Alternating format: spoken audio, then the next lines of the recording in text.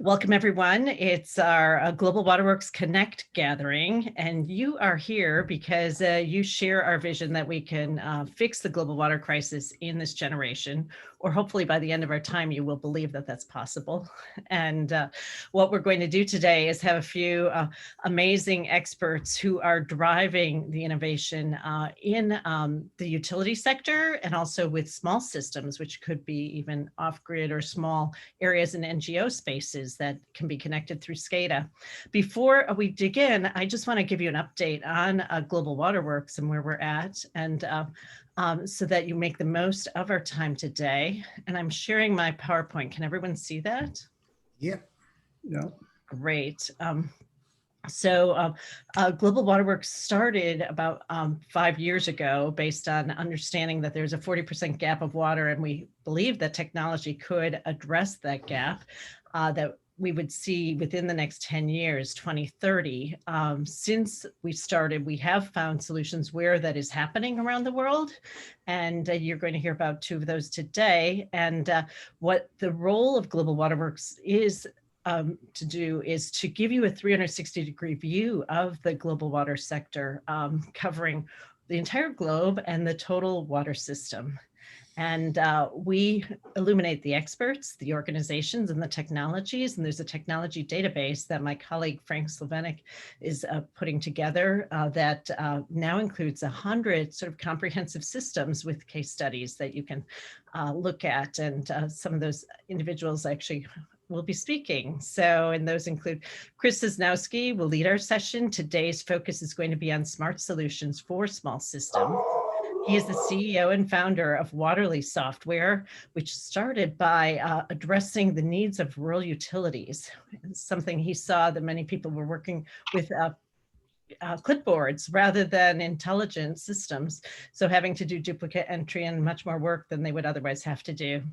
And similarly, Greg Quist is the CEO and founder of SmartCover, which he'll tell you how that organization started. It was a wonderful answer of innovation applied to a real problem that they were facing in California. And he is the former chair of the Urban Water Institute, also active in California and globally lobbying for infrastructure investments. The small group breakouts will follow. So we'll have about 45 minutes with the speakers presenting, or at 45 after the hour, 40 after the hour, we'll move into smart or small systems, and then scaling infrastructure or collections, and then marketing. And you can pick 1, 2, or 3, if you would, in the chat to indicate your preference for that small group breakout. And then we'll have, after 25 minutes in the small groups, we'll come back to recap. And we really call this like a toast, an opportunity to just celebrate the success. Maybe it's something we learned today or something you want to share that gives you hope that we're moving the water sector forward at the end. And we hope you will also save the dates. May 20th, we will talk about water quality. And then June 3rd, we're going to talk about smart partnering, because water goes to market together today, just like enterprise IT. And we have an amazing innovator out of the Milwaukee Water Council who will talk through that. And June 17th, we don't yet have a topic. So if you have one, let us know. And our whole goal here is, you shouldn't be fishing. We don't believe that's a productive way for you to find business. We want to corral everyone who's looking for solutions and make it easy for you to tap them. And what we'll also do is share our vision. We invite you to speak into this vision with comments you can make in the community that you're all members of, because we believe that if you dig a well, and many success stories are in the community on doing just that, you solve the crisis for a village. But when you're able to share that case study and share sort of the best practice and the model for getting funding, we can then solve the crisis globally by sharing this information. And Peter Laddie from LA's Rotary chapter is here to learn about some of those solutions, because Rotary actually has 1 million people working across, I think, 30,000 chapters. Is that right, Peter? Yeah, that's about right. Yeah, around the globe solving these water issues. And what's beautiful too is the technology exists, and we've done surveys to see if we're full of it when we say that we can solve this in a generation. And people have said, nope, you're right, the technology's there. It's just an issue of human will and of all of us sharing the good news that other people can latch onto. And the good news looks like these amazing companies that are thriving and now potentially being bought out or at least revenue positive as they persevere to make a difference. What's interesting about the water sector is that most of us hang out in a certain area. We might be with the water tech incubators, innovating. We might be with government or with the investment side, or maybe even the corporate sustainability folks. Sad thing is we are not regularly talking to each other, and we all impact each other and can actually help each other. And that's part of what GlobalWaterWorks is designed to do, to allow you to find your tribe, but then come together in a discussion like this to learn from the others, gain research expertise, gain volunteers. We have a lot of young people coming into the community, can help with that. And our process for moving the industry forward is to create this digital forum where once our people are triggered, like a government organization says, wow, I have floods, how can I deal with it? They learn that Global Water works and they go into the community, they find education in the stormwater group, and then they tap the database and they might see SmartCover systems or Chris's Waterly software, or one of yours, and then they can talk to the heroes, the people who are implementing, or the cities who have advocated. And then we also take that information out through social media channels. And we're doing a webinar series with the largest water publisher, Scranton Gillette, to spread the word on resilience, and also next fall on reuse, to let people know that there are ways to address our water problems. And we hope you will share this community with everyone, because really the power of the community exists when you contribute your knowledge and when you invite others you know who would benefit in learning. And you have the opportunity to be a thought leader, to contribute to the community, set up your profile. There's no charge for that. And Chris is a great example. Have a little scheduling mechanism so people can just see your profile and grab some time on your calendar. And then you don't have to do that heavy duty networking.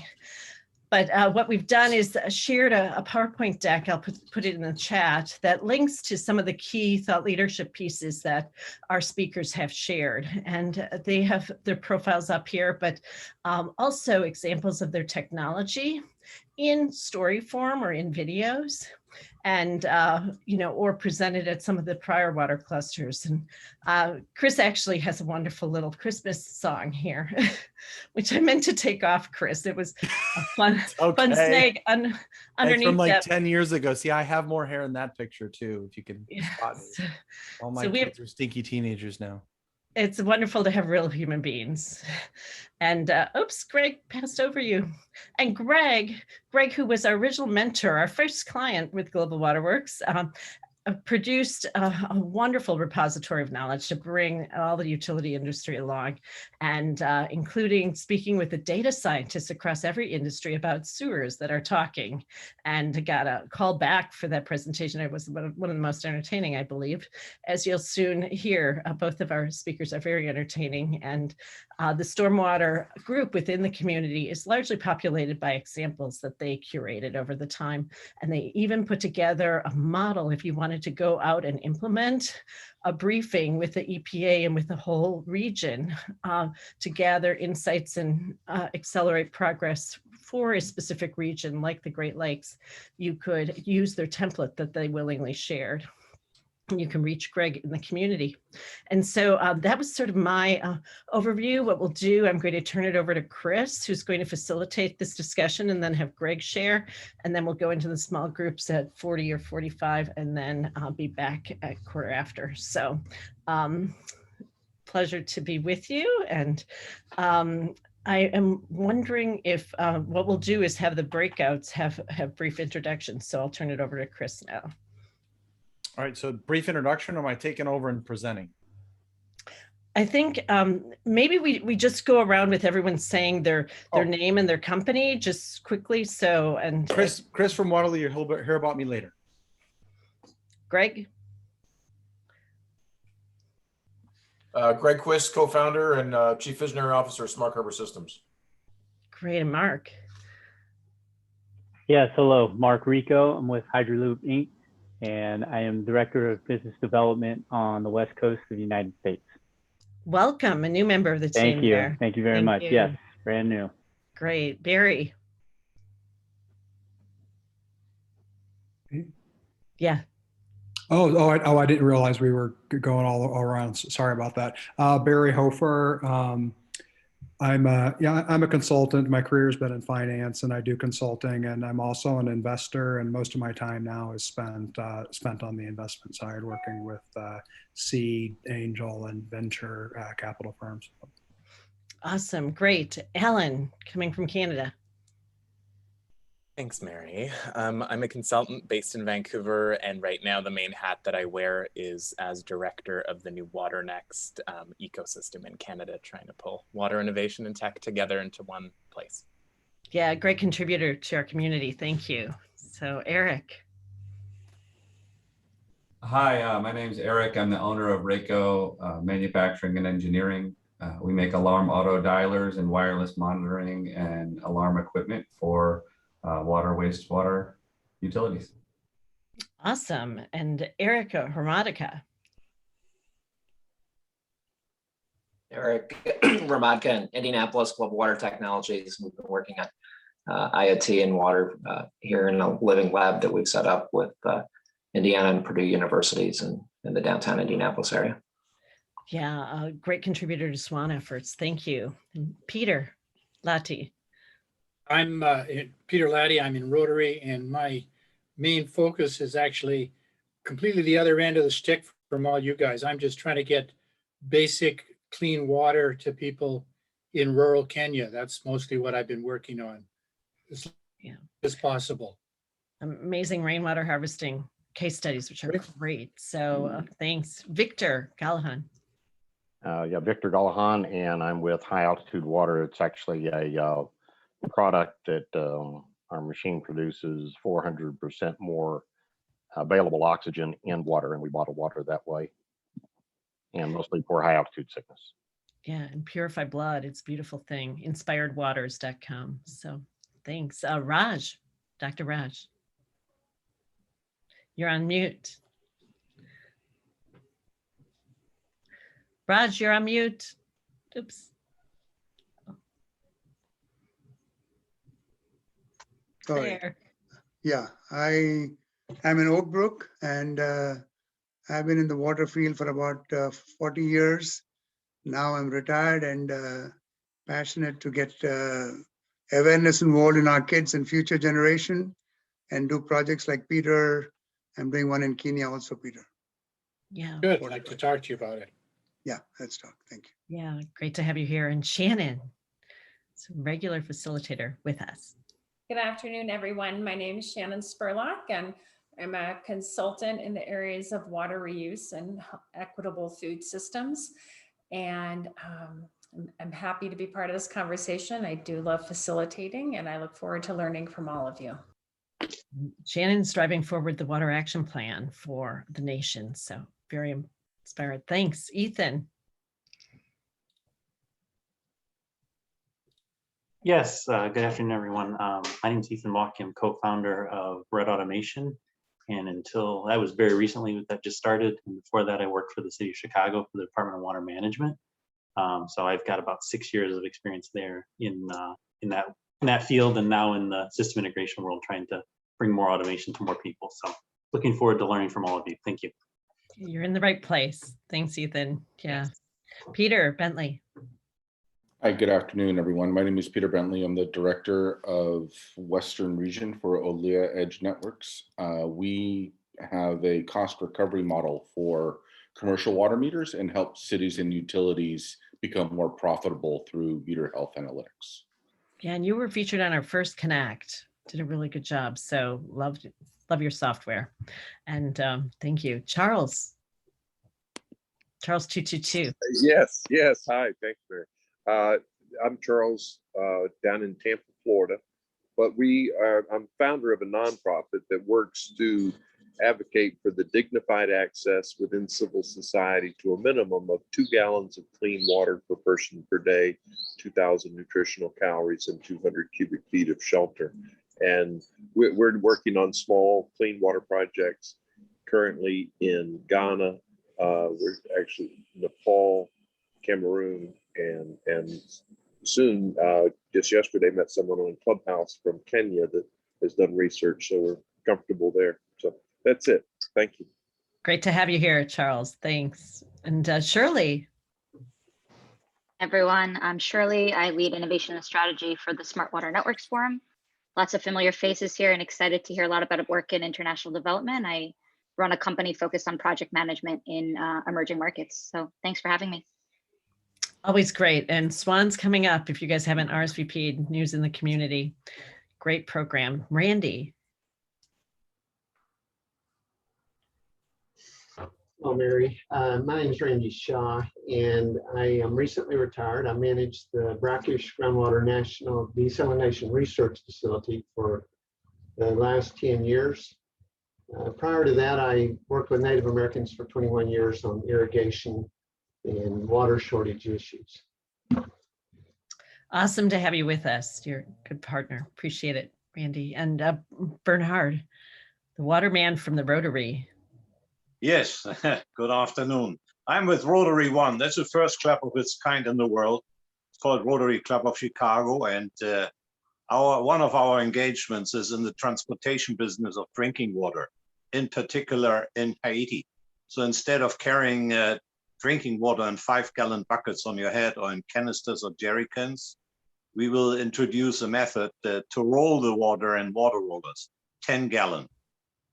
It's a small size. It will work in Haiti, and so it's my first meeting with you guys. So thank you for inviting me. Thank you. Yeah, great to have you here, Bernhard. And Lori, did I have you go?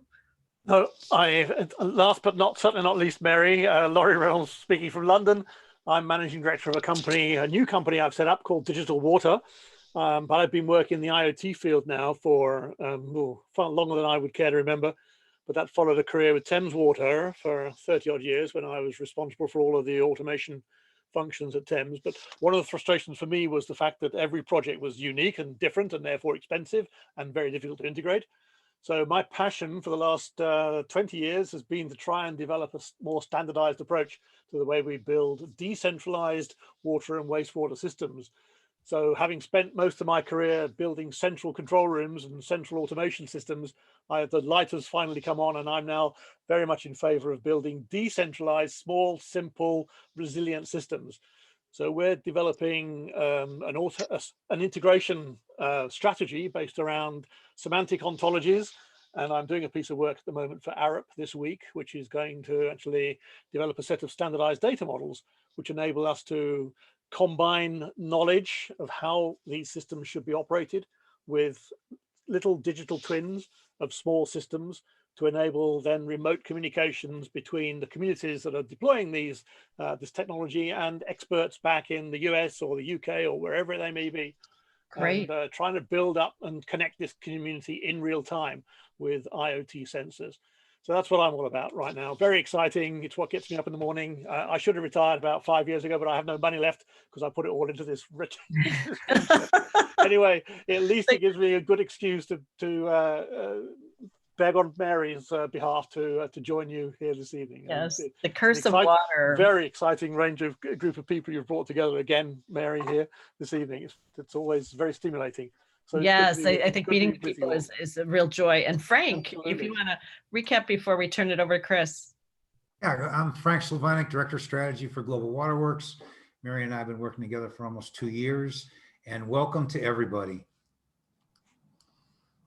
Yes, welcome. And Frank actually started one of the largest computer distributors, and the difference with GlobalWaterWorks is what happens in the rest of the world. People lead with technology. If you have the best technologies, we believe the people will come, and they do because they spread by word of mouth, as Greg's audiences have done for him and Chris's for him. So Chris, I'm giving you an extra 5 minutes now so that you can continue because we don't have to do the intros in the, but you and Greg, I'll let you take it from here. And I will stop sharing. Oh, you got it. Yeah, I think I just took it over from you. So if I did that right, I should That's be great. sharing to everyone. All right. Well, thank you, everyone. And fear not, this is not a shameless sales pitch. I have a background in systems integration and on the technical side of water automation. I founded and ran what's now the largest water wastewater systems integrator in the Midwest, in the States here. And today I'm going to be talking about kind of my experience in smart solutions for small water systems. So I'm a big advocate on people understanding the reality. I attend a lot of these webinars, and I have to give a wonderful shameless plug to Mary and Frank and the GlobalWaterWorks team. I have met some really neat people, really smart people. I have the very hard job of kind of maybe teaching some of you and boring some of you. And if I do it right, there'll be a little bit of both, because I think some of this, some of you already know. So forgive me for those that this is some fundamentals. But first of all, I have to learn how to use my own computer here.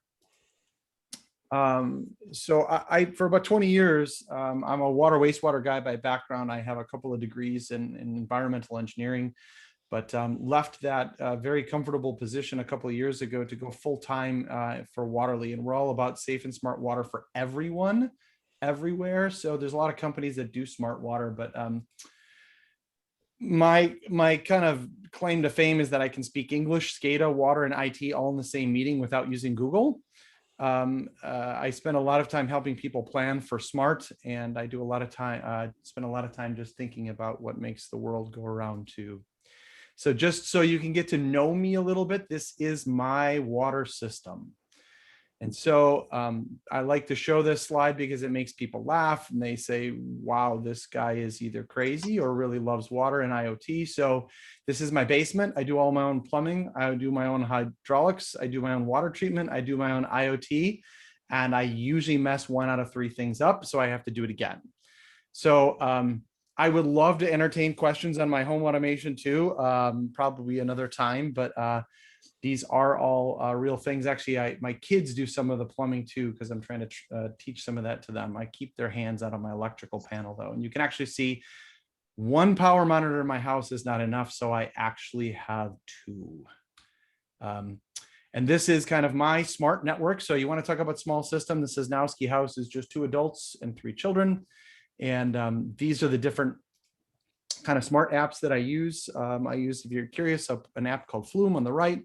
The middle is my power monitor, real-time power monitor. It's a product called Sense. And then I use about the cheapest webcams that I can find on the left from D-Link to monitor leaks in my basement, as well as just keep an eye on things going on. So that's just a little bit about me, but I think you'll probably hear more to hear about small, maybe a little bit larger water systems. So we're going to do a quiz, and because this is not going to be that sophisticated, this is on your honor. So number 1, if you're looking at your phone, you got to look up the screen because we're going to have some questions. So anyone want to guess? People should know this about what the number of public water systems in the US are, the number of public water systems, community public water systems. Anyone know the answer to that? 44,000. Pretty good. 52,000. 50,000. Pretty good. I think we got it. We got 100,000. It's about 50,000. So keep track if you got it right, and I'll give you plus or minus like 10% on this one. So now, and thank you for unmuting. Now give me your guess on the percentage of those that serve less than 10,000 people. 90. Okay, we got 90. Other guesses? There's going to be a prize, I should say. So you're 95. 95. 85. 85. There's going to be prizes. 88. All right, good. You got to get it within plus or minus a percent. Actually, it'll be like whoever's closest. So whoever said 90, it's actually 91% of those 50,000 water systems serve less than 10,000 people. That statistic probably inspired me more than anything else to do what I'm doing now. So percentage of the small public water systems that have moved off of paper as the primary input method for water data. So these are the people that should be quote unquote smart. So that have moved off of paper. Oh, and I think I might have done this statistic backwards, but that's all right. We can still take guesses. I'll take guesses and I'll correct my math error. Oh no, I did it right. I corrected it. So 20%. what percent do you think are off of paper? Since when? 10? It's got a time period in that, Chris. 20.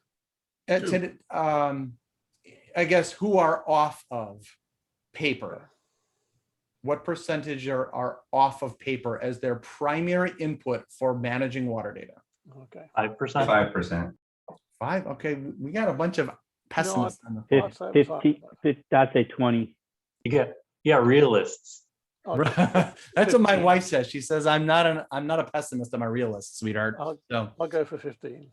All right, 15%. So this was a survey that I did personally with a couple other people. We called about 200 of those small systems, and we actually found that over 85% of them were using paper as their primary input method. So we spend all of our time talking about like sensors and IoT and all that kind of stuff. And the truth is most people don't do it. So whoever got all three, anyone get all three questions right? Yeah, I thought it was pretty close. No, is that Lori? Yes.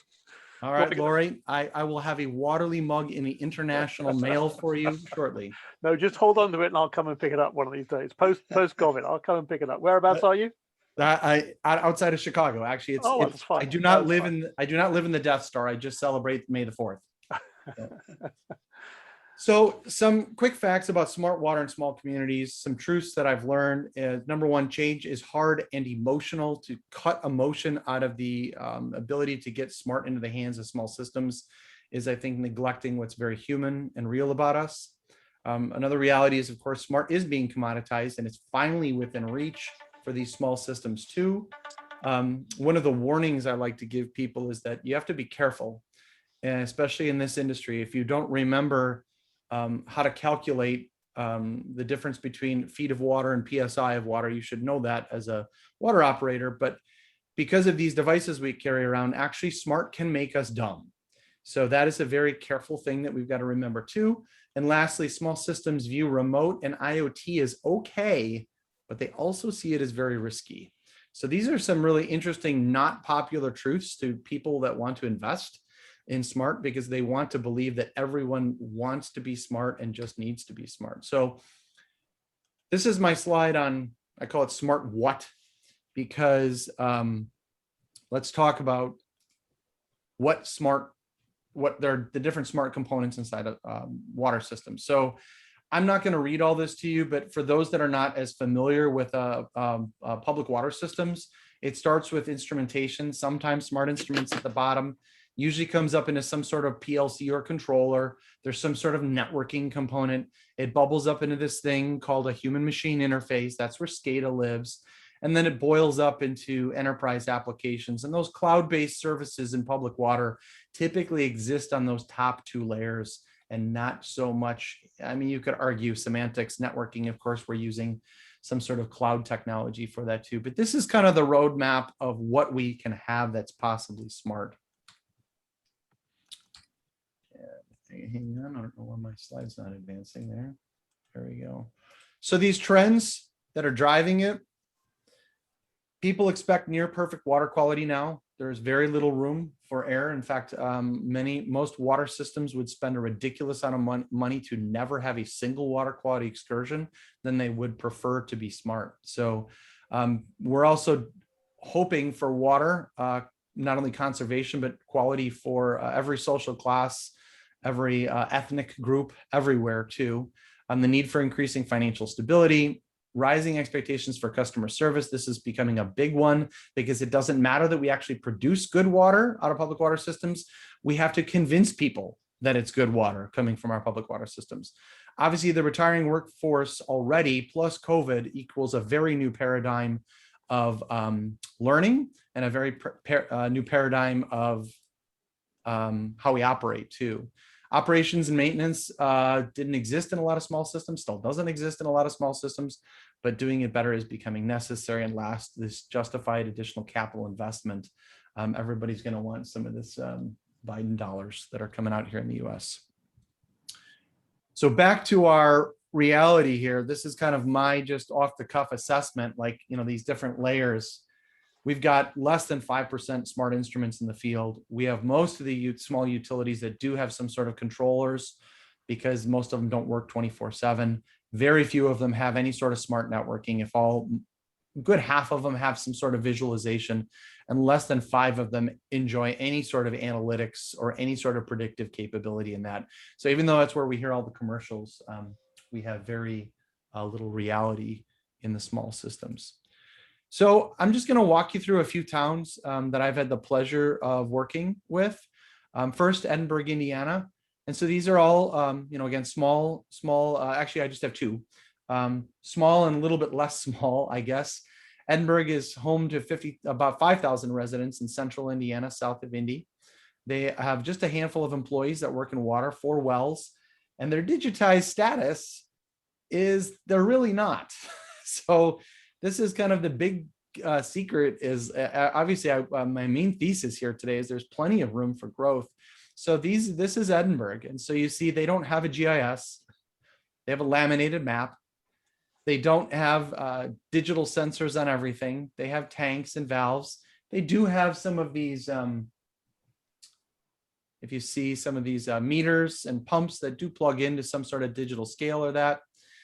But this was the part that inspired me to work with Edinburgh is this small town had, I think he counted 12 clipboards throughout all of his plants. And so that while they did have a handful of instruments here that hung on the wall, they were using paper. So this is at the end of the day, the reality of you may have an instrument or 2 or 50, but this is the way most small public water systems operate. And so this is his data.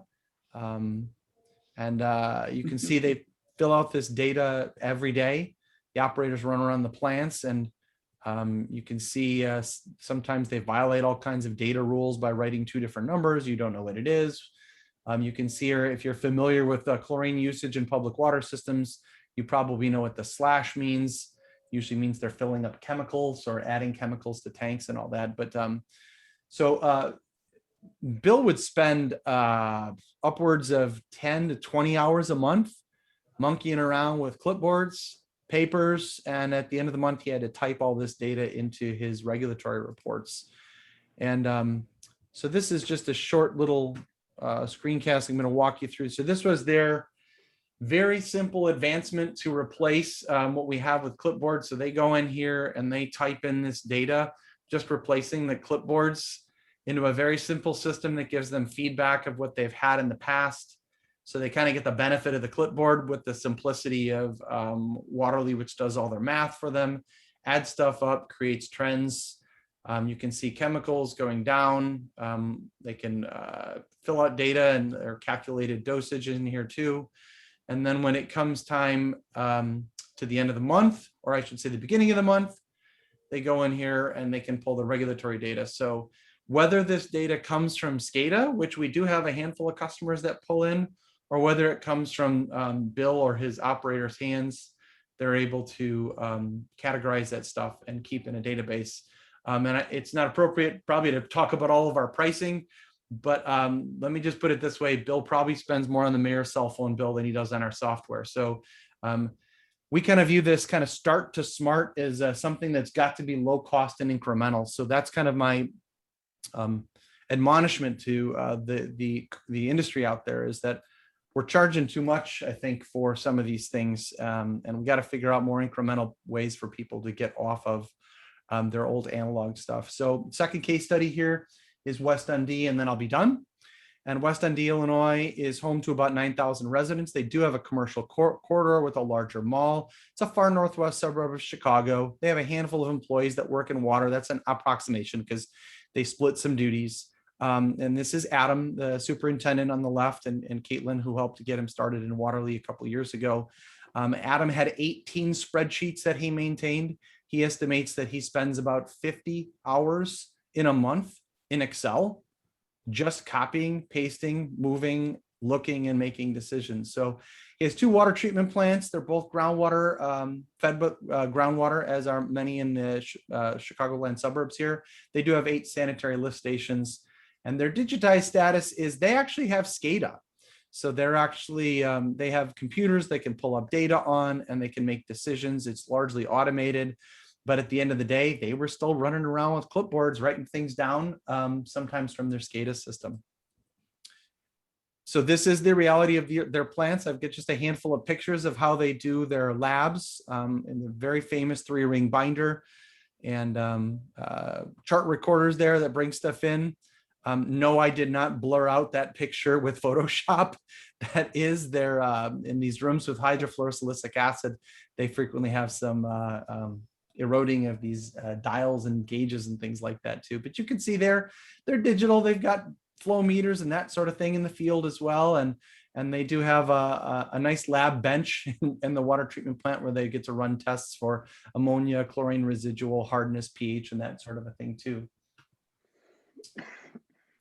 And so this is just a short video. And this is the reality of what they're doing now. So they use us to combine that SCADA data. So they do get, I'm sorry for the audio there. I forgot to mute that. They do have a number of data that does come in automatically from SCADA. So we're leveraging their existing investment in, we'll say, smarter instruments because they're gathering this information through digital scales and digital chlorinators. And they're putting inside of a tablet or sort of a cloud-based app. So that's kind of a whirlwind tour. We'll leave the rest of the breakout room to chat. Oops, I'm sorry, chat a little bit more about it too. So I think I will hand the conch directly over to someone else. I think Greg, if you want to just take over. While he's doing that, I'll take any questions off the bat if there's something fresh in people's head. Mary? Oh, yeah, I think my question for Chris is just what got you into starting your own business? Yeah, and it was working as a systems integrator for 20 years. We made a lot of money on selling complexity. And we integrated a lot of products, some from many of you on the screen, and it's a pleasure to meet and see a lot of you. But and sometimes you need complex, but an integrator's job is to take a bunch of disparate things and put it together. And I just thought there had to be a simpler way. And so I wanted to reach out to more places. And we also wanted to reach out to be able to sell to small and rural utilities. And I couldn't make a single visit. I mean, normally we got business by bringing boxes of donuts into water plants and talking to operators. And we're trying to move to a little bit more of a transactional model where we can help people relationally through things like this and just get access to smaller systems. And we also wanted to help like really the smallest of the smalls. And there was no way we were going to do that unless I was a software as a service business. So I left them in good hands and went into software. Yeah, they typically don't have the money. So Chris, it's a big-hearted offer you have there, but thank you so much for Shirley's hand is in the air, virtually anyway. Shirley. Chris, where is this background you have? Which water system is that? This is actually the Death Star parked here in Crystal Lake, Illinois. Mm-hmm. So it's in celebration of Star Wars Day, which was 2 days ago. Ah, wonderful. So was Shirley waving at? Yeah, I'll be quick. There's just some noise on my end, so apologies. I know I'm speaking with Chris tomorrow about this, but in case it's relevant for the group, curious. Definitely, I've been noticing these stats of the kind of percentage of the less than 10,000 population, and so there's economies of scale here. Have you looked at procurement at all as maybe addressing this? So meaning those smaller systems or a regional approach to acquiring some of these technologies, could that be kind of a model that's helpful here? That's phenomenal. And yes, I'm very interested in different procurement models like group procurement or having like these national rural water associations or rural water agencies, or even licensing through some of the regulatory bodies. That's kind of on our radar too. Like, can we just make this more simple for people? But obviously I have a commercial interest in that too, but that's a great question. I'd love the easy button for that. Victor, if we could hold the questions or put them in the chat, because I want to give Greg the chance to talk to the whole group, and we'll also have the breakout time. So Greg, I posed the question on how you got started, the impact you've had, and hope you'll speak to that. If you wanted to share something, you can, and you have the next 8 minutes. Sure. First of all, thank you, Mary, for having me here. And Chris, that was a fantastic presentation. I came vastly unprepared. I didn't bring a presentation, so you're not going to be PowerPointed by me this afternoon. I'm just going to talk, if that's okay. I'll give you a little background on how I got to be sitting on this phone call. I was a physicist by training, came out of grad school and ended up working in the Department of Defense world and the classified world, and completely disappeared off the grid, doing all kinds of fun stuff I can't tell you about. But I ended up getting elected to a water board in 1990. I was fighting a development here near my house, and the mayor of Escondido asked me to run for this water board. So that's how I transitioned from physics to water, although it's, the applications are kind of interesting. I met a friend of mine at the San Diego County Water Authority Board of Directors in 1996. His name was David Drake. He's a Caltech electrical engineer. So the two of us are kind of technical guys. And to make a long story bearable, we had done some stuff together looking at things like detecting cryptosporidium in water in real time. And those of you in the Midwest are familiar with the 1993 bug that made Milwaukee famous, cryptosporidium. So that kind of got us together on some things, but we were literally sitting around his living room in 2005. And Lori, I appreciate your comment about doing the Thames water stuff in 1999. So you guys over there in England were a few years ahead of us in terms of the idea of networking data together to do good stuff for water industry. But in any case, Dave and I were literally sitting around his living room in 2005 and called three of our friends in the industry that we'd known because we were on these boards, and said, look, we're technologists, and the water industry is in the 1950s. What can we do to help you guys out? So we called them up and said, what keeps you up at night? And the answer we got back was kind of surprising. We were expecting some kind of technical answer. So, can you do fleet optimization, or can you detect bacteria in water, or do some kind of water quality monitoring? And they all said sewer spills. What can you do about stopping sewer spills? So we kind of scratched our head and said, gosh, I don't know. So we got off the phone, jumped on the internet, and looked around at the U.S. Patent Office. There were no patents in that area.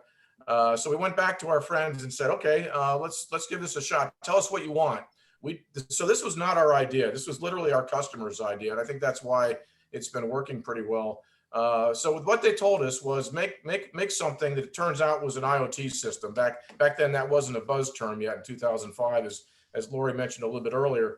But nevertheless, we went back to them and they said, keep it out of the water, make it easy to use, keep our IT department out of it, and give us the answers about when we can, when we have to go out and clean up our system. So literally, because we were there in 2005, if we had done this 5 or 10 years earlier, we wouldn't have been successful, because if you remember, the iPhone came out in 2006, right? So that's right when all the technologies were converging for power, for electronics, for communications, and that all made it very possible to put something together. So again, I don't have any pictures of this, but you could look on our website. But we made a very small device about the size of George Costanza's wallet that fits underneath the manhole cover. We built intelligence into it so that it could actually be kind of an edge version of having intelligence. So it wasn't just a stupid sensor. It was a smart sensor, and it did its own analytics there on the manhole cover. And it sends very little data actually back and forth to the server that was, now is it called a cloud. Back then it was just a server. And then that provides an interface to our customers that allow them to see things that's going on in their sewer collection system. So that was brand new to them. The collection system's sort of been the red-haired stepchild of the water industry. A lot of people don't pay much attention to it. They pay a lot of attention to the treatment plants. They pay a lot of attention to the distribution systems on the water side, but the collection systems, for the most part, have not been paid attention to. But now that we've been 16 years into it, we're a 16-year-old startup. People are starting to pay more attention. In any case, we built the system. It turns out that in 2006, California put out these things called the wastewater discharge requirements, the WDRs, which have kind of promulgated across the United States to a certain extent. And what the regulation said in 2006 was that if you were operating in a collection system, you're effectively licensed to do that. You need to report every single spill you have, no matter how big it is. Prior to that, you only kind of reported big spills that caused big problems. And it was funny because the rule was if it was over 1,000 gallons, you had to report it. And there were so many spills that were 990 gallons. It was kind of interesting. But anyway, they had to report everyone. So the fact that we were coming along in 2005 with a solution and the regulations were there at that time kind of forced this technology to become interesting. So Dave and I worked out the bugs with our friends here in Southern California, deployed them in a few places out here. We started in February. By May, we had our first systems installed, and by November of that year, we actually had our products out and running. So ever since then, 2005, we've been kind of growing across the United States. And again, I'll mention to you, Lori, we did some stuff in the UK, and I recognize then you guys have done a really nice job of monitoring your systems. I think in the UK is a different situation, of course, because they privatized and they've gotten very big. So there's only like 14 or so large utilities in the UK. So in the US, there's 50,000. It's a much more fragmented marketplace. So it's difficult to get to. To make a long story short, we're battery powered, so we don't need any power.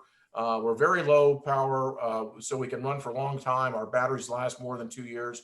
And we use the Iridium communication system as a backbone to talk to things instead of cell phones. The reason we do that is because Iridium's everywhere, and the thing about sewers is they tend to be in low geographical areas, which are not necessarily conducive to things like cell phones and radio systems. But if you look up to the sky, that's a good place to be looking. So that's why using satellite systems for communications turned out to be a good thing. And again, because we're not sending a lot of data back and forth, because our sensors are smart where they sit, that enables us to get the answers to our customers without using a lot of bandwidth. We provide analytics to our customers. There's 4 things we really do that kind of help our customers out. We obviously tell them early on that there's something going on in their system that they should know about, that they could either roll a truck to or not. We've helped our customers optimize their cleaning. And Chris was talking about that in terms of O&M, in terms of that being an optimization problem. And right now, if you're a well-run utility that's running its sewer system well, you're going to overclean by definition, because if you don't overclean, you are going to have spills.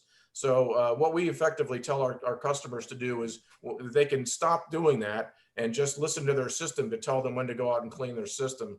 A third thing that we tend to help our customers with is with the decaying infrastructure. They're faced with very, very expensive bills. The numbers that kind of pop out are numbers like $1 million to $2 million a mile to replace pipeline and repair a pipeline. It's a very, very expensive thing. So what we help our customers do is kind of be smart about it, and they can extend the lifetime of assets that they thought were needed to be replaced or repaired. And the last thing we do ultimately is help, again, like Chris was talking about, operate their system better. And it's amazing, even with a lot of our customers, we don't have a lot of the really small ones.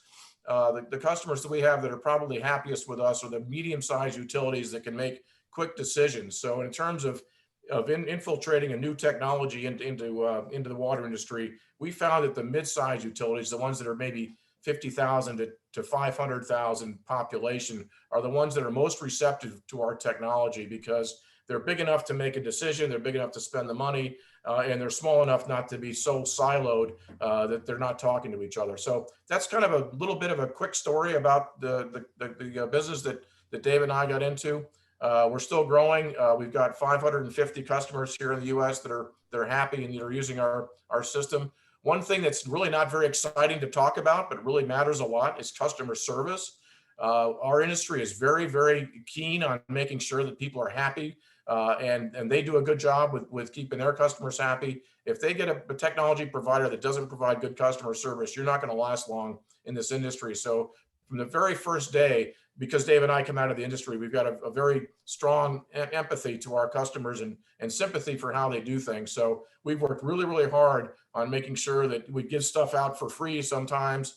One of our company values is reputation trumps profit.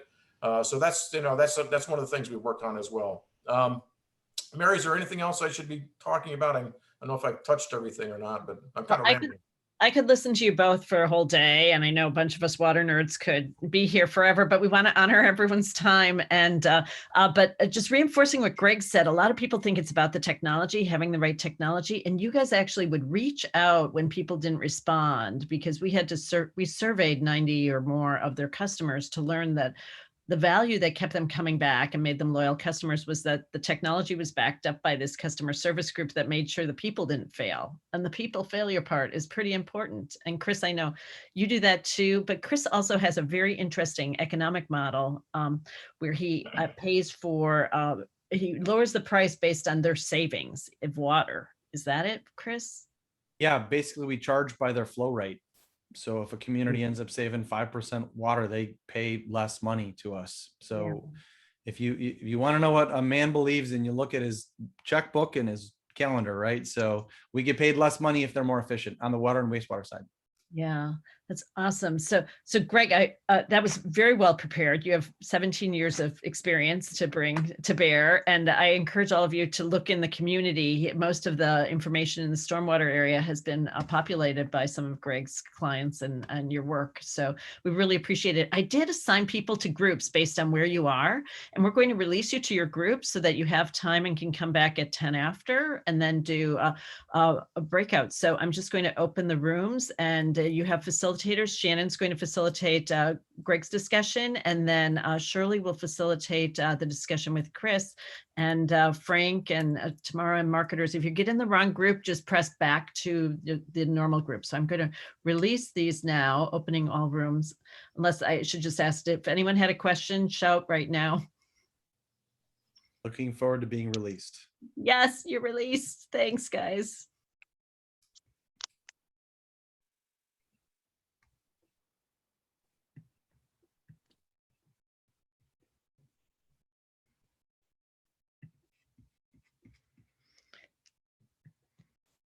Hey guys, Ruslan, I have you tagged for different groups, so.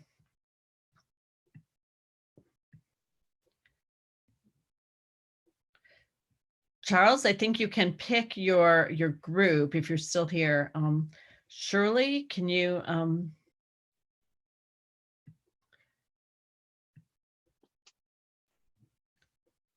pick good? And Bernhard and Jim, Jim, you can go into, I have you down for I'll assign you to small systems. If you want to come back for another one, just let me know.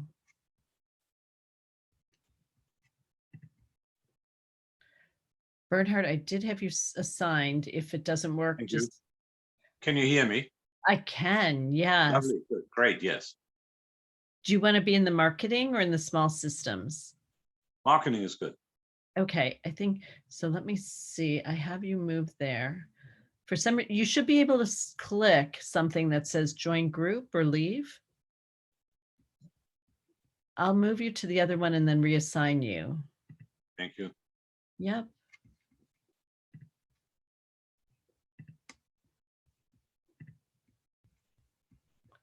Let me see.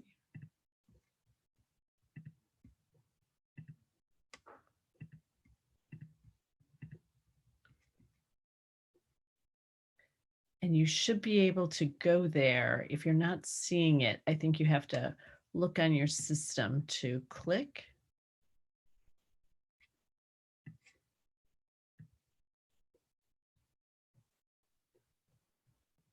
It looks like you are there. I'm hoping you're there in total.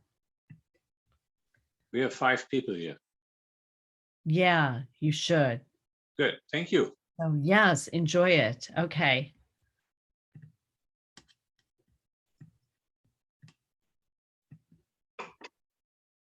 Hey, welcome back, everyone. Did that feel like a little Zoom? Good. Bait and switch. I have a quick poll you can watch while we're waiting for our answer. If you could, while we're waiting for people to come back.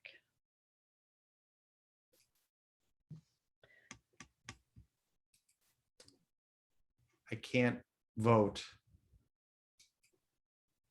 There we go. Oh, good.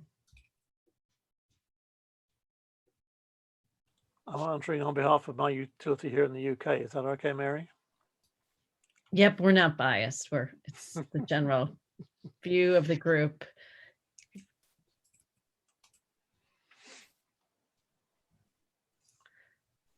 And I think everyone's up back. Let me see. Delete room. Do we have everyone back here? Frank, you're back. Yep. We're back. Great. It looks like most people have returned. So welcome back. What we'd like to do is just hear people's experiences in a quick round robin. If the facilitators maybe though could give an overview what happened in your group, so those of us who didn't participate are aware. And maybe Frank, we'll start with you on marketing. Well, we had a very interesting session, not enough time, obviously. And so we went around the group, and Charles and Peter and Victor gave, just a synopsis of what they're doing in their markets. Tamara just sat and gave us an overview, and it kind of centered us at the beginning.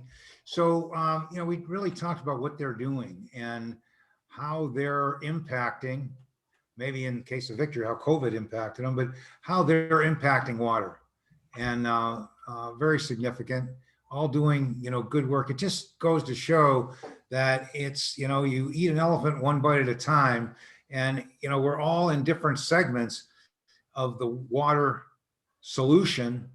And now it's a question of kind of pulling it all together, because it's, it's a combination of different solutions to solve the different problems, which is very interesting.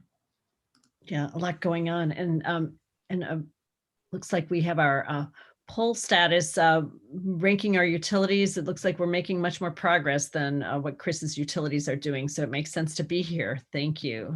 Share those results with you all. And Shannon, in your group with Greg, I know it was tight on time. So that's something we need to manage. No, that's great. Actually, we had a really great group, and I'll give an overview, but after that, I would love to invite members of our conversation, if there's anything I didn't highlight or they want to make sure is noted, just to chime in with that. But I will say I had two big takeaways from our conversation. One is that context is crucial. And I would say the other one is the role of technology and the role of advancing digital transformation and understanding the view of that. So for example, they're connected, but with context and technology, it's understanding what does it actually mean if you're the operator of a plant versus the one who is developing and looking to implement technology. If you are the water treatment plant operator, do you care about technology, or do you care about safely and efficiently delivering your water? And the technology helps you do that. Kind of what is the driver in a way, and how that is presented from people who are innovating in the area of digital transformation. So that was one takeaway. And then there are other thoughts and questions, such as digital transformation is a way to a more sustainable future. It's connected to the health of our society. And really, when we look at making changes, what's the best way to go about that? I think Frank said something about being bite-sized, but are smaller steps the best way to be more effective, taking bite-sized movements forward? And then actually another big piece was, semantics, actually. And semantics, we're going to broaden how that's defined, but how we measure things across different utilities. Are we speaking the same language? Is there a uniformity that helps us streamline and communicate efficiently so that we all are on the same page? And I'll now to my group, if there's something I missed or really something I underplayed that you want to make sure is highlighted. Can I just add to what Shannon's saying? Well, what it occurred to me when she was speaking, we didn't discuss this in any detail in the group, but I wonder what the age profile is of your operators in the US, because I know there's a serious concern in the UK now that many of the operators are in the sort of 55 to 65 and therefore likely to retire at some point in the next 10 years. And then there's a huge chasm before the young people coming through who often don't have the experience will be eventually stepping up to take those operational positions, unless of course there's been a high level of automation in the meantime. What's the position? I would imagine that many of your 44,000 small water utilities are probably relying upon one or two much older operators who probably don't feel comfortable with IT and PC technology anyway. You're and right. therefore it's going to be a big problem when they retire and take away that knowledge. Yeah, I think Greg has a lot of expertise in that area with the Urban Water Institute, or preparing the workforce of the future. Yeah, I would say for the most part, Lori, at least my perspective, and everyone else might have a different view on this, but being a member on a board where I kind of see this daily, I would say that certainly on the management side, there's a lot, there's the silver tsunami that's happening. But I would say that on the field side, where the people are actually doing the work, there's just as many young people as older there. So, it's really the aging on the decision maker side as opposed to the field folks. At least that's my observation. Good. Which is great. And I think that all of these training programs that are coming out that we're trying to showcase in the community hopefully will help. I noted that we will continue this conversation in the community. We want to have a rapid fire recap with everyone, but Chris, I know you and Shirley were together. Did you want to share? I think she had to hop. Yeah, she had to hop off. I mean, we talked about small systems. There was questions about like procurement. I think that's a big part of it. Like, how can we go to market together creatively by partnering? And so I think that's a great plug for someone like GlobalWaterWorks too. There's really no reason for us to be doing this alone, whether you're a big company or a small company. I mean, some weird partnerships, cross-marketing helps to sell. I mean, I've got problems that other people on this call don't have, and you have challenges that I don't have. And so we talked a lot about how to do that. But again, the time was short, and Shirley's a pretty big thinker in that area too. So she had some really good thoughts. Learned a little bit about what James is trying to do. New guy here trying to sell innovative pumps and figure out what water's all about too. So just getting to know people, and it was a good discussion. One thing before we jump, and I just want to bring, based on what Shannon was saying, she touched on it. When our group was Bernard, and he's doing basically a water wheel, right? We need to always look at the issue and then seek the solution, rather than having the solutions crammed into, all of the issues. And the technology in Bernard's case is a plastic water wheel, or something such as that, and it's in the right weight that it can be pulled up a hill. So just very, very interesting. Everybody in the group is just so dynamic and interesting. Yeah. And I wanted everyone to have the chance to just share what makes them hopeful or what they took away. Maybe it's not even at this meeting. And if you do have suggestions for the meeting too, we welcome constructive feedback and participants, but maybe just 15 seconds at a top level for everyone. And I'll just start. What makes me hopeful and excited is seeing the passion and hearing about the expertise that all of you bring when we come together in community. So thanks. Yes. James, turn it over to you. What makes you hopeful, or thinking we have hope of tackling this water crisis?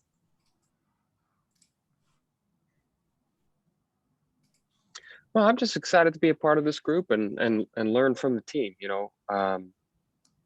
I'm very new to water. I've only been involved 7 months now, so you guys have legacies of experience above me. But I know the challenges that our water systems are presented with, and the technology that we present or trying to bring to the market hopes to solve a lot of those issues. So I'm looking to hear from you guys on the best path forward. Awesome. So nice to have you here. Hopefully the community will help you get immersed. And Victor, you're navigating the sector. Yeah, I think just hearing everyone else's passions and then seeing the connections, because it's not what you know, it's who you know, and it's what they know. And so you hear Chris and you hear Greg and you start seeing all these connections, and I've already got 2 or 3 people I know that they need to be connected with, and that happens every time we get together. And that gives me a lot of excitement about what we're going to be able to do together as a group. Very exciting. Yeah, thank you. And Tamara. Thank you, Mary. I'm excited to see so many new faces here, because I very much agree with the collaborative mindset. That's my bag, collaboration. And James, it'd be interesting to hear a little bit more about your company. I'm looking for a partner for an aquaculture company at the moment. So anybody's got some solutions that could help them out, it'd be great to speak to you. Good. Thanks, Tamara. Always good to have you here.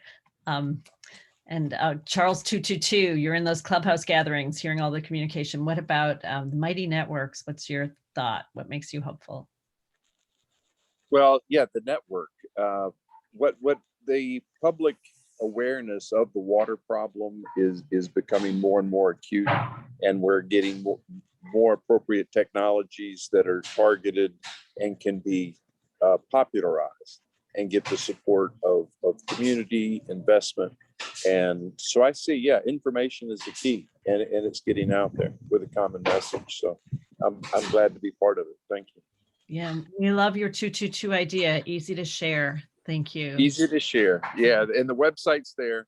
And just because we're using this Sawyer technology now because it's $22, but we realize it's not the problem, and there are many technologies, and it was really good to hear the work being done.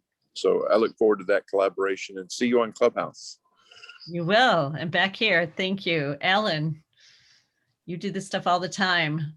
How can we help? Excited to see the range of voices and folks joining today. And, we're still building this space up in Canada, trying to support all these conversations. So really cool to tap into this, and open invite. If anyone's ever looking at Canadian opportunities, feel free to reach out. And likewise, I'm sure we'll be getting in touch soon once things are a little bit more developed on our end.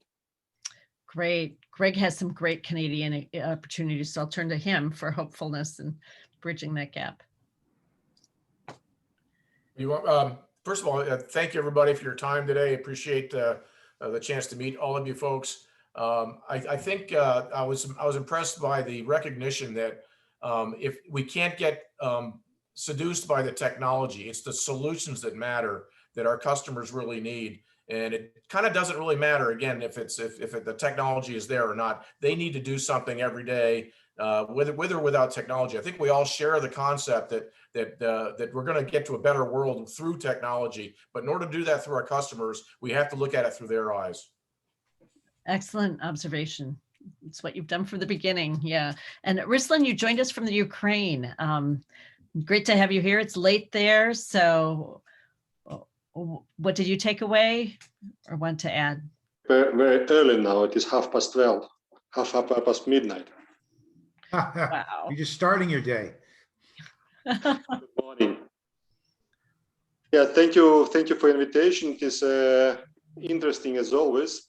Some faces which I knew from earlier times, some faces which are new for me, but every discussion is always interesting and bring me and I hope all participants to new higher round or to new more interesting round. And getting together, it is always a synergy. And who needs sleep anyway, right? I finished as I was half an hour too late to start with you all together, because I finished discussion with my partner from Cameroon. They have 3 hours earlier, but the problems are similar. There are a lot of communities which suffer of lack of clean water, which of lack of water, and the problems with the water are international. Yeah. The whole world, and we all live on the same planet, and the planet is suffering of a similar problem. So let us come together to overcome these problems. Exactly. Yes. And Ruslan has a means to drill and get water where there is none. So he's volunteered to go into places just on a guarantee type issue if you run into a place without water, like Peter. Peter, and a takeaway for you with this experience or your week in Rotary. I'm a newbie on here, and I'm looking forward to talking with Raj some more, and also with Charles, connecting with them and seeing what opportunities we've got to work together. Not in the high technology, it's the technology that Bernhard is talking about, which is a simple plastic roller is appropriate technology. And that's the sort of level that I'm working at in mostly in East Africa, but also elsewhere. Yeah. So I'm looking forward to making that connection and seeing what we can do. Yeah, and we're going to put a bunch of your case studies into the community so people can model that. Appreciate it. And thanks. Randy. So, Mary, I'm kind of narrowly focused in terms of my experience in water treatment. So I'm just sitting in and listening and learning and absorbing it all. So anyway, it was just an educational session for me. Yeah, well, and Randy runs or has been very involved with Alamogordo, used to run it, now is retired, but a great showcase facility for innovators, particularly with desal and brackish water. And you're a very humble man, Randy. Thank you. Thank you. Ethan. Just thank you to everyone. This has been fascinating, and you all have some amazing backgrounds that I would love to hear more about. So very good discussion today. So thank you. Yeah. And Go ahead. Oh, and just to say, for your point of hope, it's all these backgrounds together. Just I can't imagine us not solving this problem if we all put our heads together. So You're right. Well, hope to. And Shannon, you already shared, but was there anything more? Yeah, I think what gives me hope is just a recognition that, wherever you are in an urban center or rural area, you should have access to clean water. It's not an if question, it's a right. And how do we get there? So I appreciate everyone's background and what they bring to the table to help make that possible in the most efficient way, best way possible for the communities that they serve. Mm-hmm. And your initiatives, the water reuse plan with 100 different associations, it's a wonderful model we'll put into the community because it's really advanced and rapidly accelerating one of the most critical areas of water resource management. So thanks for that. Who did I miss? I know we've chimed in at different places. Anyone have anything else to add? Laurie. Mary, you're not going to shut me up. I'm amazed that nobody's mentioned $110 billion. I think the Biden recovery plan is going to actually accelerate this business at long last. And also was very encouraging that Biden and Angela Merkel and Macron, and there was a fourth one. I don't think it was Boris Johnson, but there were 4 world leaders who all signed up to a mandate around making water reuse a mandatory part of water licenses. So I think that will also massively accelerate this market and bring in all kinds of innovation. There's far too much waste of water, and water's taken for granted.